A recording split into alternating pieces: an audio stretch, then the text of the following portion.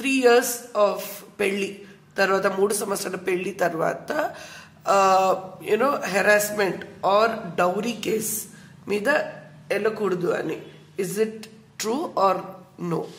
అంటే 3 years తర్వాత apply చేసుకోకూడదు, మీరు file for any dowry or domestic violence cases. Okay, అది నిజం కాదండి, కానీ అది వైడ్ స్ప్రెడ్ రూమర్ అని చెప్పొచ్చు. ఇప్పుడు చాలా మంది కూడా అడుగుతుంటారు, 3 years అయిపోయిందండి మా పెళ్ళయి, ఇప్పుడు ఎలా నా dowry case నిలబడుతుందా?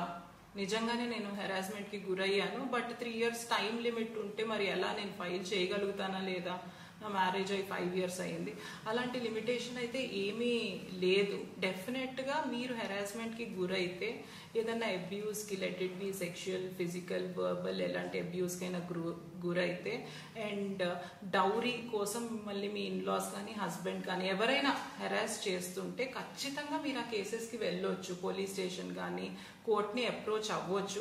So don't go for this. ఇప్పుడు ఏంటంటే మనం గూగుల్ చేస్తే ఏవేవో వస్తాయి. నేను మా క్లయింట్స్ కూడా చెప్తాను, ఇప్పుడు మనం హెడేక్ అంటే హెడేక్ ఎందువల్ల రావచ్చు అంటే వేరియస్ సిమ్టమ్స్ చెప్తారు. It will be like some headache like normal stress headache to something like cancer. So దాన్ని బట్టి వెళ్ళకండి. సో ఎవరో ఏదో ఒపీనియన్ ఇచ్చారని మాత్రం వెళ్ళొద్దు. Go for legal help. I think they will be able to guide you. So ఇదైతే correct కాదు. ఓకే, సో ఐ హోప్ ఈ క్వెరీ అయితే ఎవరు మాకు ఇన్స్టాగ్రామ్ ద్వారా పంపించారు. I hope Kavya was able to answer your question.